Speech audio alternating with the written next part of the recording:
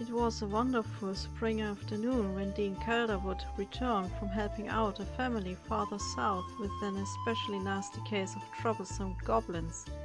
Although he had given up the family's service for the crown, the occultist was not the kind of man to stand by and watch whilst people suffered. And people had started to notice his small favors as word traveled among friends and family of a young occultist, helping the working man through sickness and misfortune wherever he could. Even rich men sometimes asked for his name, remembering his father's reputation. They had shunned him at first, the occultist who had forgotten his standing in society. But Dean hadn't minded, and his skills started to enable him a small fortune now and then from members of the upper class, whilst the little man sometimes got a helping hand without payment. He didn't come home empty-handed, though. The farmer's wife had given him a freshly baked bread. Melissa would be happy about the small gift. He already saw two little girls running up to him as he could make out the single panes of the windows of his house. "Daddy!" they exclaimed when he went down on one knee to embrace them. "Uncle Marilyse is home." The younger one, Emily, said, jumping up and down in excitement, whereupon her brown hair mimicked the gesture. "And he has brought a friend," Kathleen added, shooting her father a glance that indicated an unusual occurrence. Dean shared the feeling of cautious suspiciousness. In the last 7 to 8 years, Marilyse hadn't brought any friends. A strange feeling in his guts told him about impending doom. Masking his assumptions, he smiled at his daughters. Kathleen reached at once for the wrapped cloth containing the bread, so his hands would be empty. The thought of how much of a good wife she later would be crossed his mind. Taking each girl by the hand, they continued through the house.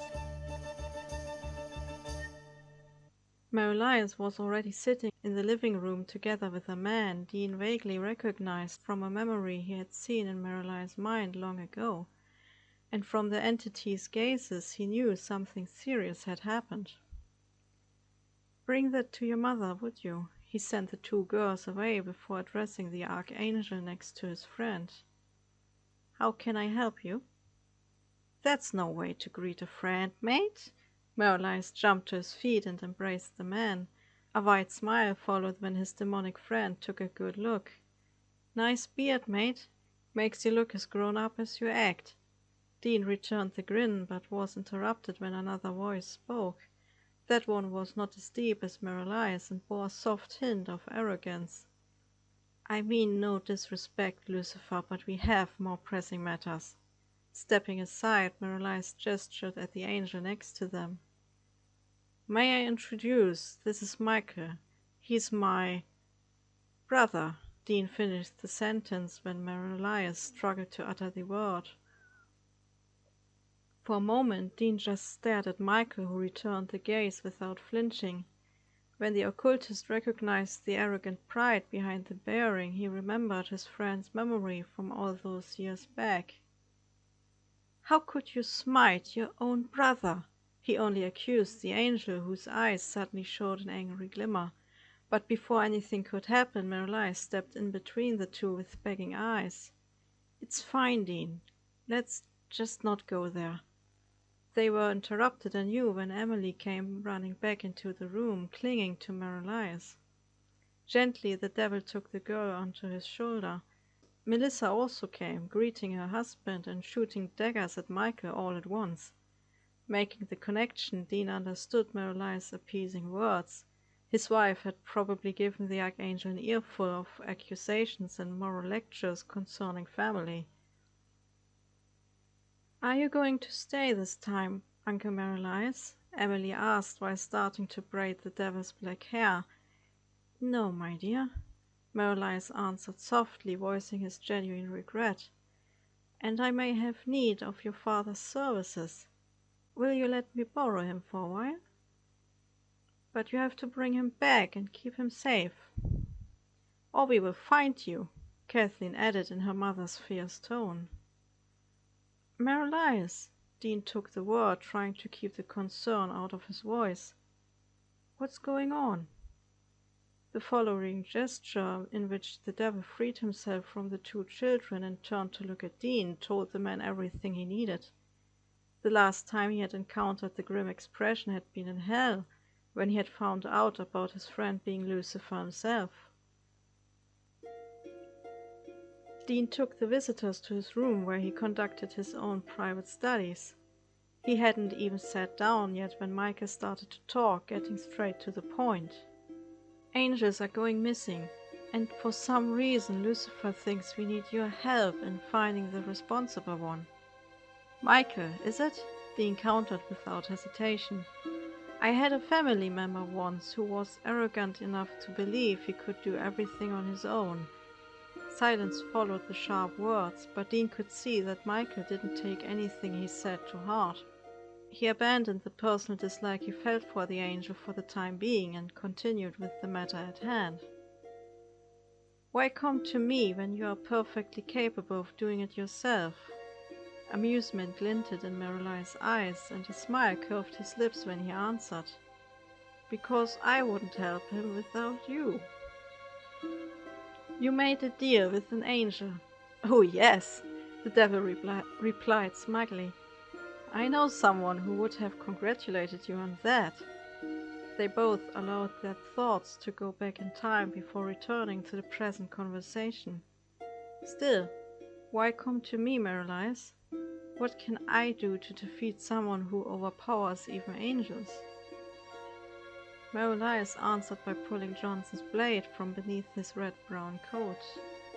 I think the owner of this blade might be able to give us some clues. Where did you get that? Michael demanded at once in a stern tone. I found it on Earth. Why didn't you show it to me when we met? You know something, I can tell. Easy, brother. Do you really think after millennia of missing contact you can just knock at my door and be part of my life? This blade does not belong to you. The angel hissed, agitated as the grey-silver eyes started to glow like Dean had seen it from his friend once before. Who does the blade belong to? Dean cut in, hoping to calm the two brothers. It dawned upon him why Marylais wanted his help apart from his skills in magic. The blade belonged to an angel by the name of Decariel, the devil resumed. He was the first to vanish centuries back, Michael informed them, having calmed himself again. And you didn't think of looking for him? He vanished while being on patrol along the border to hell. We thought... Michael cast down his eyes before continuing. We thought you had killed him. Yeah, going around killing angels is what I do, Marylais replied with a scoff. But then over time another and another disappeared. It was very discreet and therefore no one worried too much. But in the last years... Michael turned to look at his brother, seemingly troubled, perhaps even feeling guilty. Angels disappear on a daily basis, Lucifer. But Johnson was defeated, and we have his blade, Dean reasoned. He might not be the only one, Marylais said, and although his voice was soft, the eyes had hardened. Do you know where he lives? Dean scratched his head as he recalled the last time he had met the priest to send him forever on his merry way. Didn't he reside in Rome? I don't know if he still lives there, Marylais trailed off. We have no choice then. I'll have to ask around there. You mean we'll have to visit the Vatican once again? Lovely, Marylais answered without any enthusiasm. Michael would have liked for them to be on their way at once, but Dean had insisted on having supper and telling Melissa. The angel had shot him an annoyed look, which increased their mutual dislike even more. Refusing to eat, Michael sat at the table like a moody child. Marylais, he finally asked the fallen angel next to him, pronouncing the name like it would be some strange new word. Yes, Marylais answered curtly. Why did you change your name? What's wrong with Lucifer? Times change. I grew to like Marilyes more. I feel like I don't even know you anymore. My own brother. The last comment was enough to let Marilyes stop amidst his task. Turning to the entity next to him, he only replied in an icy tone, "No, you don't know me. But then again, it seems I never knew you either. Otherwise, those scars wouldn't exist now, would they?" It was enough to convince the angel that words were not one of his gifted abilities, giving the family a chance of a peaceful or at least relaxed supper. It was late in the evening when Emily and Kathleen slept soundly in their beds. "You will bring him back," was the first thing Melissa said when Dean had explained about their planned journey. Locking eyes with the devil, she pointed at him with her index finger as if instructing an especially irresponsible child. Marilyes only raised his hands in surrender. "Don't worry, my dear. With the snap of my fingers I can teleport Dean from the North Pole to China if that's my desire." With a smile he only added, "Not that I would, of course. Look, love, this is not like last time. I will drop by now and then," Dean said with all the love and devotion he felt for her.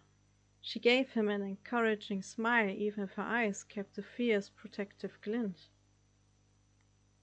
"I know I can't keep you from doing what you think is right. I would do the same."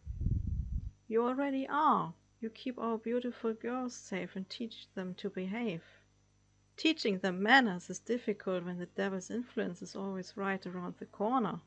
She smiled at Marilyes with mischief. The devil replied by tipping his head and indicating a slight bow. "Always at your service."